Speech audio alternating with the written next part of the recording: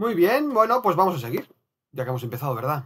Bien, estamos en la parte de la anatomía. Ahora ya viene un poquito más, un tema un poco más denso, ¿vale? ¿Vale? Más conocimiento, conocimiento, bueno.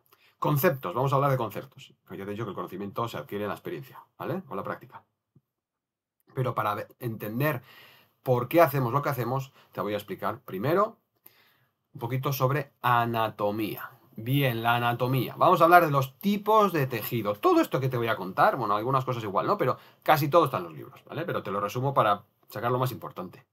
Porque de nada nos sirve conocer las características específicas del tejido, que hace tal, para llevarlo a la práctica. Vamos a entenderlo lo más importante porque eso es lo que nos va a ayudar. Bien, tipos de tejido. Tejido fascial, tejido neural, muscular, óseo y vascular. Fascial, ahora hablaremos de lo que es la fascia.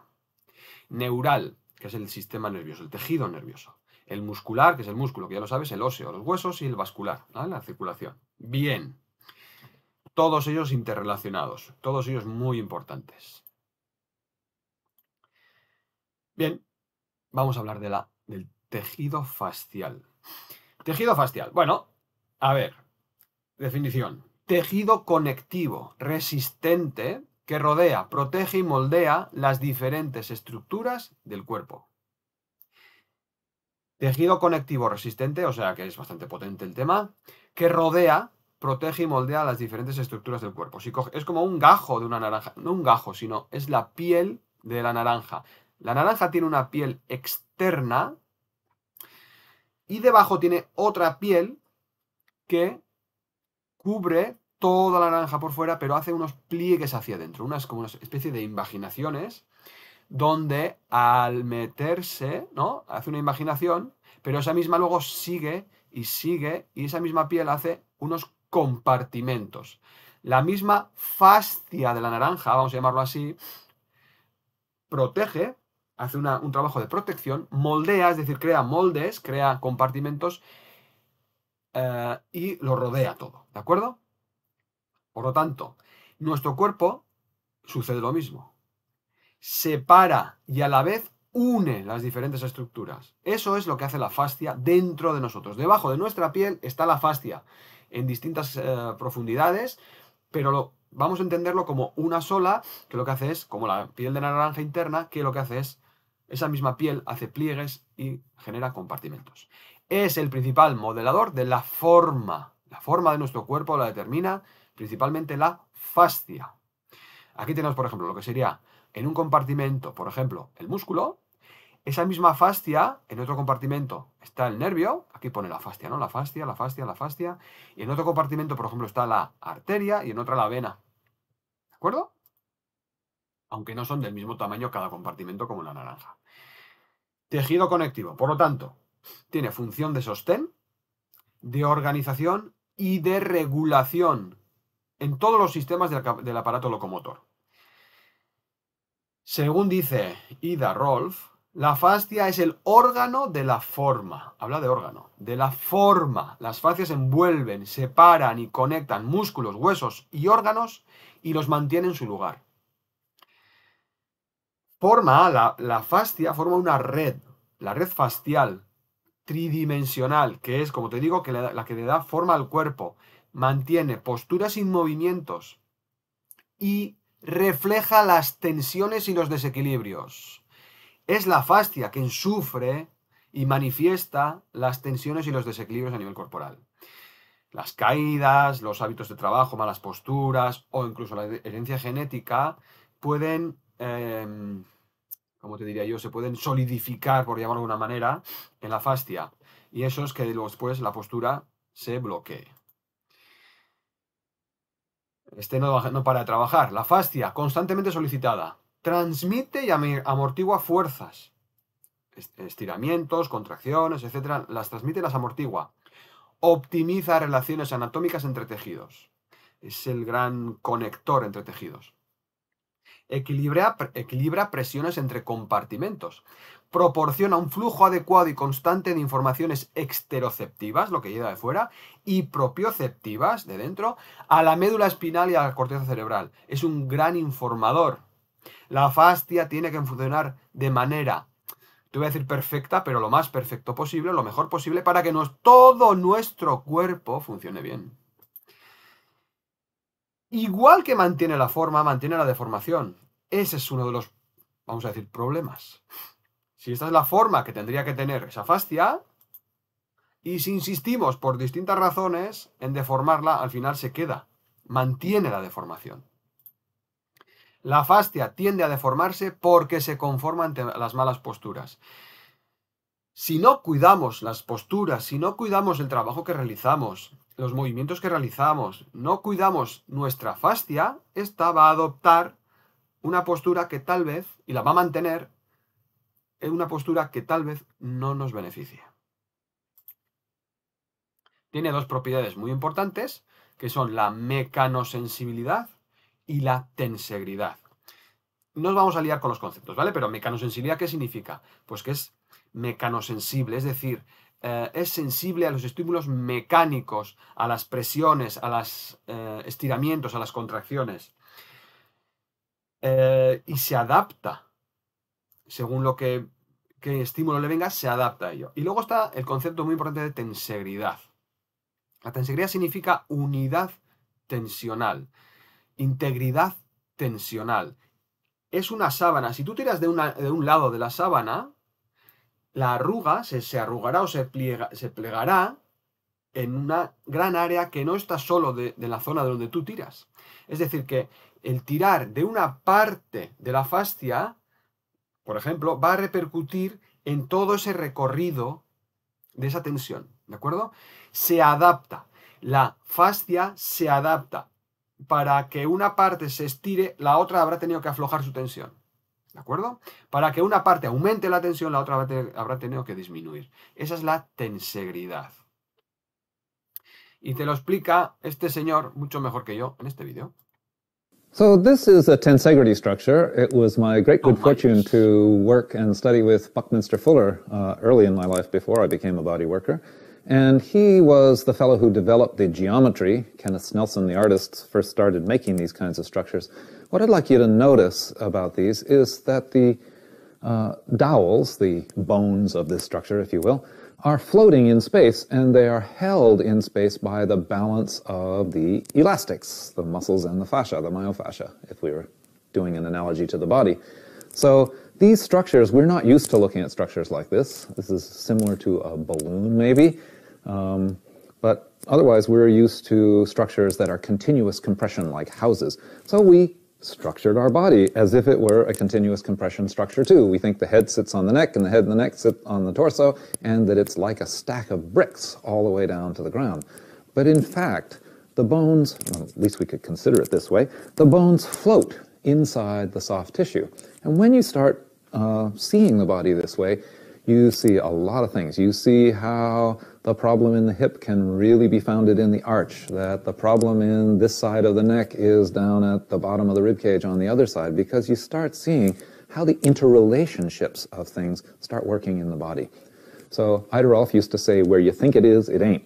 And this tensegrity gives you a model where you can see, oh, if this pulls over here because the whole structure gives into it, the pain might be over here somewhere. And we're looking for ways of modeling this that would be predictive so that we could say, okay, if you have this kind of problem, then we should look in specific places to help sort that. But this kind of model for the body really has a whole new way of thinking about ourselves that is not the usual muscles on the bones kind of model. ¿De acuerdo? Qué conceptos más interesantes los que nos plantea Thomas Meyers. Nos habla de que nuestro cuerpo, que lo vemos como algo sólido, son estructuras más rígidas, como son los huesos, flotando en tejido blando, conectado por la estructura miofascial. Y esa estructura miofascial, cuando cede de algún lado o se bloquea en algún lado, puede producir el dolor en otro distante. Por lo tanto, tenemos que empezar a ver el cuerpo como una totalidad, como algo global, no como partes del cuerpo. Tengo una lesión, un dolor en el supraespinoso y trabajo el supraespinoso. Sí, pero no. El supraespinoso lo tendrás que tratar para aliviar el dolor, pero ahí no está el origen. Esta es la historia. Entonces, no vamos a trabajar a nivel analítico. Yo no te planteo un nivel analítico de conocer, luego hablaremos de las cadenas musculares. No te voy a hablar de las cadenas musculares a nivel específico para que luego las trates, sino que lo que quiero es que entiendas que tu cuerpo va a responder siempre en globalidad. Y lo que vamos a hacer es un trabajo siempre global, teniendo en cuenta la totalidad del cuerpo. No empezar a trabajar el bíceps aisladamente. No tiene sentido. En algún momento puede tenerlo, pero en este momento lo que vamos a hacer es enfocarlo de otra manera. ¿De acuerdo? So this is a Perdón. tensegrity structure. It was my Vamos a great... ver, avanzamos. La tensegridad explica por qué la fascia es la estructura más sorprendente del cuerpo. Ya decía bien, bueno, aquí tenéis el vídeo en YouTube. Fijaros, ¿no? Cómo se ve cómo en cada movimiento los tejidos se van adaptando. Es muy bonito este vídeo. No podemos pensar, aquí estoy trabajando el cuádriceps, ya, pero para que el cuádriceps trabaje, hay otra parte que ha tenido que ceder su tensión, se ha adaptado a otra parte y todo repercute sobre todo. Eso es lo bonito. Entonces la fascia va a ser uno de los grandes pilares. Es muy importante que tengamos en cuenta sus características. Bien, avanzando. Dentro de los tejidos tenemos el tejido neural. El tejido neural es el conductor de la información en el cuerpo, esto ya lo sabes, ¿vale? El nervio conduce la información desde el cerebro al cuerpo y del cuerpo al cerebro, que es el sistema central, ¿no? Tejido muy sensible, este sí. El otro no hemos hablado, la fascia es un tejido conectivo, resistente, ya hablaremos un poco de sus características. Este es muy sensible. Y es muy sensible especialmente a los estímulos mecánicos. Hay que tener cuidado de no trabajar en exceso el sistema nervioso a nivel mecánico, ¿vale? Porque es muy sensible. Es mucho menos elástico que la fascia y el músculo. Esto lo vamos a ver ahora porque es importante. Primordial que las distintas capas fasciales, musculares, neurales, vasculares deslicen adecuadamente. Aquí es lo que te hablaba un poco, aquí ves, ¿no? Lo que sería esa naranja que hemos hablado. Esta es la piel de fuera, que es nuestra piel y luego nuestra grasa interna, y esta es la piel interna de la naranja, ¿veis, no? Esta hace un compartimento, otro, todo esto está conectado, este es el músculo, pero aquí tenemos, aquí tienes, ¿no? Es el nervio, este es el nervio, y aquí tenemos la parte de la arteria y aquí están las venas. Es decir, que en los distintos compartimentos tenemos tanto el nervio, el paquete circulatorio y el muscular, rodeando en este caso con el hueso. Bien, ¿qué es lo que pasa? El músculo y la fascia son muy flexibles. Puedes estirarlos mucho, que soportan un gran estímulo mecánico, pero el nervio no. Si están contenidos en el mismo tubo, ¿no? Tenemos un compartimento, otro y otro, el músculo y la fascia se van a poder estirar, pero si el nervio está pegado a la fascia y esa fascia se estira, arrastra el nervio y lo somete a un estímulo mecánico excesivo.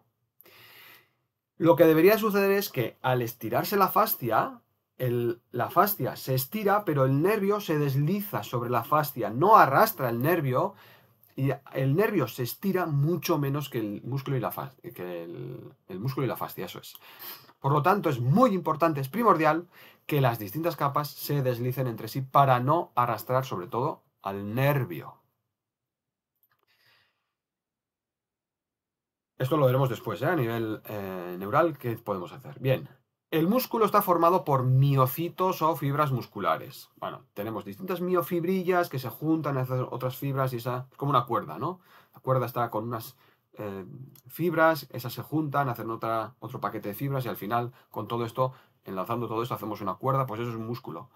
Gran capacidad elástica y contráctil gracias a las proteínas actina y miosina de las que se componen esas fibras musculares. Bueno. Esto no tiene más misterio. Ya hemos dicho, el músculo tiene mucha capacidad de contracción y de estiramiento. Es muy potente, se puede someter a bastante tensión. Quiero decir, intensidad. Y luego tenemos el tejido óseo, el hueso. Tejido conectivo de gran rigidez. Pero ojo, también tiene su cierta flexibilidad. Es rígido, no es como el músculo. Necesita, ojo, de las tracciones musculares para promover la formación de hueso. El hueso responde, ya sabes que el músculo se inserta en el hueso a través de los tendones. Es un poco lo que hemos... Ahora recuerda otra vez esa estructura tensegrítica que te ha enseñado Thomas Meyers. Palos, que son huesos, y músculos y tendones, ¿no? Que son las cuerdas. Se insertan en el hueso. El músculo, al contraerse, tracciona del hueso y eso hace que responda, el hueso responda fortaleciéndose, genera más densidad. Por lo tanto, necesita las tracciones musculares para promover la formación de hueso. De la misma manera, la musculatura debe permitir la libertad de movimiento de las articulaciones. Es muy importante, claro, porque cada hueso, ¿no? Hay huesos que no conectan con ningún otro hueso, pero hay otros que conectan entre sí a través de unas articulaciones y ahí no puede haber excesiva tensión porque si no aplastaríamos y rozaríamos. La musculatura tiene que ser, tiene que funcionar, para que una musculatura funcione bien, que sea funcional, tiene que ser capaz de contraerse y relajarse. Entonces tiene que adaptarse para que no haya ese problema en las articulaciones. Y luego está el tejido vascular. Este tejido conecta la totalidad del cuerpo. Claro, la sangre tiene que llegar a todas partes. Las arterias deben soportar una gran presión, por lo que sus paredes son más anchas que las de las venas. La arteria soporta gran presión porque es justo el corazón manda la sangre con un gran impulso, eso aumenta la tensión arterial. La tensión arterial es la presión a la que se someten las paredes de las arterias, pero luego ya en el retorno las venas no sufren esa presión. Es muy importante la relación del sistema circulatorio con el diafragma. El diafragma puede ser un gran facilitador de la circulación o lo contrario. Por lo tanto, el diafragma vamos a tener que adecuarlo. Bien, y luego está el tejido visceral, nuestras vísceras. Estrecha relación con la fascia. Claro, nosotros pensamos en nuestras, yo qué sé, el hígado, el estómago, lo que tú quieras, pero si te fijas en esta imagen, fíjate, esto es la fascia. Está cubriendo y está sujetando a la vez nuestras vísceras. ¿Y qué tenemos que tener en cuenta a nivel visceral? El efecto Turgor. Cada víscera tiende a ocupar siempre el mayor espacio disponible posible, por lo que necesitan de ayuda para retraerse. Y eso lo hacen el diafragma y la faja abdominal. Es decir, un órgano, por naturaleza, tiende a la expansión. Tiende a expandirse. Entonces, tiene que haber algo que le ayude a retraerse. Y eso es el diafragma y la faja abdominal. El diafragma al inhalar aprieta, comprime, y la faja abdominal lo mismo. Entonces, hay un momento en que se expanden las vísceras, hay otro momento en que se retraen. Todo en la vida funciona así. Es muy importante el diafragma, cómo actúa sobre las vísceras. Vamos a hablar también de lo que es el peritoneo. El peritoneo es las vísceras están contenidas en un saco, en una especie de saco que reviste el abdomen y cubre casi todas las vísceras internas del abdomen, excepto las glándulas suprarrenales, riñones, etcétera, etcétera. Bueno, esto nos da un poco igual. Lo que nos interesa es saber que ese saco cuelga literalmente del diafragma y que si tengo unas vísceras con mucho peso, porque están inflamadas, porque tengo estreñimiento y acumulo heces, ¿no? Tengo peso descendente vertical y al estar colgando del diafragma va a hacer que el diafragma quede abajo y no pueda ejercer bien su función. El peritoneo parietal está inervado por ramas aferentes somáticas que provienen de los últimos 6 espacios intercostales. Bueno, fundamental crear espacios para facilitar una inervación nerviosa y un funcionamiento visceral adecuados. Es decir, este peritoneo, esas vísceras, está inervado por ramas, por nervios que vienen de los espacios intercostales. Si hay mucha presión, no va a poder viajar bien la información a través del nervio y puede haber disfunciones nerviosas y un mal funcionamiento visceral. Por lo cuanto, ¿qué es importantísimo? Generar espacios, mantener una buena elongación, una buena postura para que eso se facilite, para que se facilite la correcta transmisión nerviosa. Bien, por lo tanto, resumiendo, otra vez volviendo a la naranja, realizamos un trabajo neuro mio, de músculo, fascial, esta es la fascia, vascular y visceral también. En el método BioKiros Mindful Training System, entrenamiento integral consciente, trabajas, repercutes sobre todo ello. No hay otra manera de entenderlo. Es que una vez que trabajas una, va de la mano de la otra. Otra cosa es que no adecues cada una de sus partes y estén interfiriendo en el proceso. Por eso vamos a hacer una adecuación inicial. Bien, si hablamos de anatomía ósea y hablamos de la columna vertebral, aquí no nos vamos a liar demasiado porque tampoco es tan importante, simplemente saber que tenemos 7 cervicales, tenemos 12 vértebras torácicas. ¿Por qué se llaman torácicas o dorsales? Pues porque tienen las costillas. Tenemos las 7 cervicales. Las primeras 7 vértebras son las cervicales que están debajo del cráneo. Y después la siguiente vértebra ya tiene una costilla. Y ahí hay 12 costillas. Esas son las vértebras torácicas. Y luego después tenemos las vértebras lumbares que están debajo de las torácicas. Y después tenemos el sacro, que eran vértebras que se han fusionado. Y el coxis, ¿vale? Vértebras coxígeas. Bueno. ¿Para qué está la columna? Pues está para proteger la médula espinal. Si te das cuenta, tiene una curvatura fisiológica que hace, si esto fuese todo completamente recto, al estar en vertical, la gravedad aplastaría las vértebras.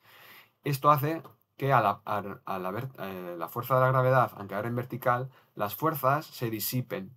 Por eso es importante esta curvatura. Por eso nos hemos adaptado de esta manera. Bien, vamos a hablar un poquito, simplemente para que tengas una idea, ¿eh? Las cervicales son las más pequeñas de la columna. ¿Por qué? Pues porque apenas tienen que soportar peso. Sus discos intervertebrales son los más finos, ya que tienen que soportar solo el peso de la cabeza. Aunque a veces nos pesa la cabeza. Tiene un ángulo de rotación amplio, de 90 grados. Tú sabes que las vértebras, ¿no?, pueden girar muchísimo, hay una gran libertad de movimiento. O debería de haberla. El ángulo de lateralización es también amplio, de 45 grados. Esto va a examen, ¿sabes? Te voy a decir, oye, ¿cuántos grados? No nos interesa, ¿vale? Porque luego esto hay que observar cada uno qué limitaciones tiene. Bien. Las vértebras dorsales, hombre, pues son más grandes que las cervicales porque tienen que soportar mucho peso. Ten en cuenta que aquí están las vértebras dorsales con sus uniones de las costillas y está soportando todo el peso de las vísceras. Sus discos intervertebrales están preparados para soportar más peso que sus articulaciones interapofisarias debido a la cifosis. Esta forma de curva hacia atrás hace que pueda soportar mucho más peso. De ellas salen las costillas que conforman la caja torácica y debido a ligamentos y estructura ósea, costillas, es bastante rígido.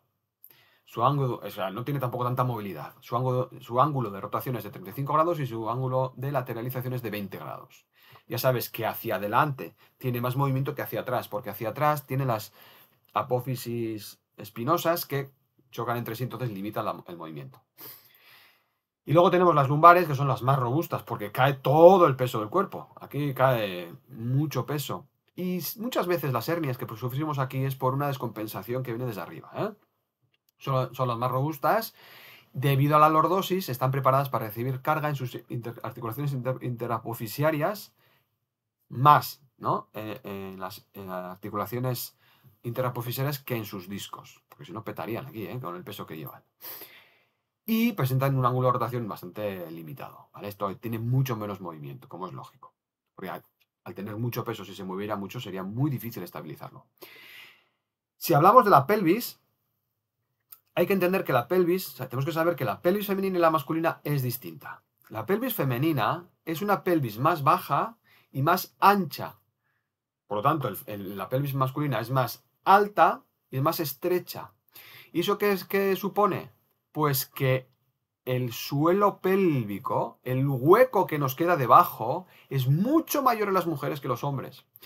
¿Y qué pasa con eso? Pues que las mujeres, además de tener un suelo pélvico, el hueco inferior es mucho mayor, tenéis un orificio más, que es la vagina, que no tiene músculo, como puede tener el ano, por ejemplo, para mantener una tensión y soportar bien las presiones. Nosotros los hombres no tenemos una vagina, tenemos un suelo mucho más continuo y mucho más, como iba a decir, tenso, no sé cómo llamarlo, rígido, o sea, es decir, no, tampoco es rígido la palabra, pero tenemos más fuerza en ese nivel. Somos capaces de soportar más a nivel del suelo pélvico. En la musculatura, nuestro suelo pélvico tiene mucha más facilidad para soportar las presiones porque vosotras las mujeres tenéis un orificio que no está preparado para eso. Bien, dentro de la pelvis vamos a entender lo que es vamos a fijarnos en la articulación sacroilíaca. Sacroilíaca. El sacro puede hacer un movimiento de nutación. La nutación es cuando se aproximan las crestas ilíacas. Esto es un movimiento de nutación. El sacro, vamos a decir, a ver, esta sería la nutación, aquí lo tienes, ¿no? El sacro tira hacia atrás, a la horizontalidad, no me salía la palabra.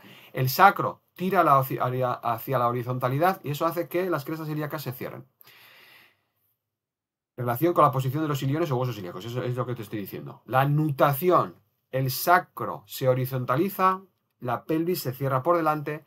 Contranutación, el sacro se verticaliza y la pelvis se abre por delante. Esto es importante porque luego va a repercutir a nivel de suelo pélvico, a nivel de otras áreas. Y bueno, también saber que las articulaciones tenemos articulaciones que se llaman enartrosis, troclear y artrodias. Bueno, lo que nos interesa de todo esto, ¿qué es? Los hombros son las mismas tipo de articulación que la cadera. Hombros y cadera, es curioso porque si nos ponemos a cuatro patas nos vemos mucho mejor. Coloca una persona a cuatro patas o colócate tú a cuatro patas, verás que los hombros y la cadera es la parte final de los apoyos, hombros y cadera. Los codos y las rodillas es la parte central de los apoyos y las muñecas y los tobillos es la primera articulación del apoyo. Sencillo, entonces se han preparado igual, ¿vale? Y funcionarán más o menos igual. Bien, si hemos hablado de la pelvis, vamos un poco más arriba, vamos a hablar de la caja torácica. Caja torácica que está compuesta por el esternón, cartílagos costales, costillas que van, como hemos dicho, a las vértebras lumbares que conforman la columna dorsal. ¿Y para qué tenemos esto? Para proteger nuestras vísceras. Las vísceras abdominales las protege la musculatura abdominal, pero lo más importante que son el pulmón, los pulmones y el corazón, pues la caja torácica. Bien, siguiendo con la anatomía ósea, hemos dicho antes, ¿no? La estructura tensegrítica. Los huesos serían los palos que se sostienen flotando a través de los músculos que serían las cuerdas. Se sostienen y se mueven, ¿eh? Son los músculos los que mueven y mantienen los huesos en una flotabilidad. Bueno, y esos músculos, pues tenemos unos pocos, ¿vale? No voy a empezar ahora a describirlos de uno en uno, porque tampoco me los sé de memoria, evidentemente, ¿vale? Más de 600 músculos. Si quieres empezar a contarlos tú, pues empieza. Tenemos muchísimos músculos porque tenemos muchos movimientos. Algunos muy visibles, otros son micromovimientos que ni los percibimos. Por lo tanto, tienen diferentes longitudes, tamaños, funciones, disposiciones. Hay muchos tipos de músculo. Lo que nos interesa de los músculos. Los músculos se componen por fibras, ya hemos dicho, pero las fibras pueden ser de distinto tipo.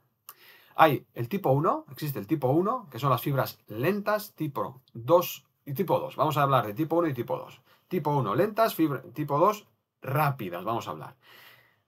Dentro de las rápidas está el tipo 2A, que son las intermedias, que tampoco son tan rápidas. Pero bueno, vamos por simplificarlo, lentas y rápidas. El porcentaje de cada tipo de fibra será determinado por la función del músculo. Es decir, aunque yo tenga un músculo, yo hoy cojo el bíceps, ¿no? Lo analizo mi bíceps y me dice, tengo un porcentaje, yo qué sé, de 50%, vamos a decirlo así, vamos a decir 50% de fibras lentas, 50% de rápidas. Y lo entreno con isométricos, posiblemente aumente las fibras lentas, el porcentaje. Y si lo trabajo con trabajo explosivo, lo entreno con trabajo explosivo, aumentarán el porcentaje de las rápidas. No hay un solo músculo que tenga solo un tipo de fibra. Hay predominio, una mayoría en el porcentaje de un tipo o de otro. ¿De acuerdo? Bien. El tipo 1, diámetro pequeño, ¿Cómo son esas fibras? Contenido de mioglobina alto porque necesita oxígeno. ¿Por qué? Porque está todo el rato trabajando. Muchos capilares.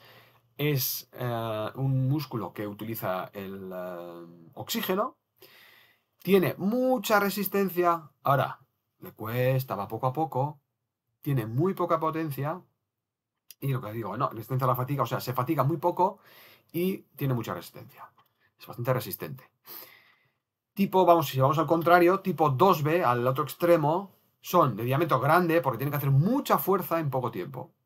Mioglobina bajo, ¿por qué? Pues porque tiene el sistema energético predominante, es anaeróbico, tiene pocos capilares, se fatiga enseguida. Ahora bien, es una contracción muy rápida que produce mucha potencia. Los tipo 1 es para el día a día, vamos a decir para el día a día. Los tipo 1 es para lo básico, sustentarnos, y las tipo 2 es cuando nos viene el león a comer, ¿vale? Hay que huir, entonces los usamos, o hay que cazar. Es decir, para momentos esporádicos. ¿Por qué? Porque no es para usarlo todo el rato. ¿Por qué? Pues porque se fatigan enseguida y necesitan tiempo de recuperación. Bien. Entonces, sabiendo esto, vamos ahora a completarlo con los tipos de activación muscular que podemos hacer que van a repercutir sobre ese tipo de fibras. Contracción isométrica. Los músculos se contraen, pero no hay movimiento articular. Lo mantengo. El músculo mantiene su longitud. Contracción isométrica, mismo metro, ¿no? Misma longitud. Contracción concéntrica. La contracción muscular produce una aproximación de los segmentos. Es decir, si estamos en el caso del bíceps, al contraerse el bíceps, consigue superar la resistencia del peso y se acorta. Produce un acortamiento en la longitud del músculo. Y la contracción excéntrica, los músculos se contraen, hay una activación, está haciendo fuerza, pero se alarga. Eso es la fase excéntrica, donde el músculo está haciendo fuerza, pero su longitud se alarga. Es como cuando quieres frenar, ¿de acuerdo? Un descenso. Cuando estás bajando por el monte, los cuádriceps trabajan mucho en excéntrico, por ejemplo. Bien, y si hablamos del tono muscular y la fuerza muscular, porque esto va a ser ahora, vamos a unir un poco todo esto, el tono lo vamos a relacionar con la activación reflejo involuntaria. Es decir, yo ahora estoy aquí en vertical, tú también, tú no estás contrayendo voluntariamente la musculatura de la columna, la musculatura ¿no? que sostiene la columna. Eso lo hace el cerebro de manera refleja. Eso le daremos tono. Y la fuerza muscular es cuando tenemos una activación voluntaria. Voy a cerrar el puño. Entonces estoy contrayendo unos músculos de manera voluntaria. Eso es fuerza. Bien, y si en base a todo esto podemos dividir los músculos en músculos estáticos y músculos dinámicos. Músculos estáticos, muy fibrosos, riqueza en tejido conjuntivo, contracción lenta y sostenida tipo 1. Poseen fibras musculares cortas, realizan movimientos involuntarios inconscientes, color rojo por la mioglobina, por la sangre. Su apartado sensorial tiene un mayor número de fibras en saco, registran estados constantes. Entonces, claro, tienen que estar continuamente recibiendo información para adaptarse porque son los que nos mantienen la estática, la postura, tendencia al acortamiento, hipertonía y rigidez. Están todo el rato trabajando y al final pueden bloquearse. Los fásicos dinámicos son poco fibrosos, tienen poco tejido conjuntivo, contracción muy rápida, como hemos dicho antes, fibras musculares largas, porque tienen que hacer más palanca para hacer más fuerza, realizan movimientos voluntarios conscientes, color pálido al microscopio porque tienen menos sangre, su aparato sensorial tiene un mayor número de fibras en cadena, registran más distensiones puntuales, de manera puntual, fácilmente fatigables y tendencia al alargamiento, hipotonía y flacidez. ¿Vale? Músculos estáticos, que son en un principio los que más nos van a interesar para mejorar la postura. Estos son los músculos posturales, algunos de los más importantes. El tríceps sural, el psoas ilíaco, los isquiosurales, los pelvitrocantéreos, que ya iremos hablando un poco de esto, el cuadrado lumbar, los extensores profundos de la espalda, los escalenos en el cuello, porción superior del trapecio, intercostales, diafragma, etc. ¿De acuerdo? Bueno, pues esto sería un poquito entonces la parte de anatomía. Espero que, bueno, es simplemente para entender un poco cómo funciona nuestro cuerpo, pero sobre todo quiero que te quedes con la idea de que todo está interrelacionado, que los distintos tejidos tienen relación entre sí, que uno influye sobre el otro y que cuando trabajamos uno, mejoramos el otro y a la vez, cuando uno se bloquea, puede bloquear al otro, interferir en su funcionamiento. Por lo tanto, siempre plantearemos un trabajo global para mejorar todo en conjunto. ¿De acuerdo? Bueno, pues te espero en el siguiente apartado que habla de la respiración.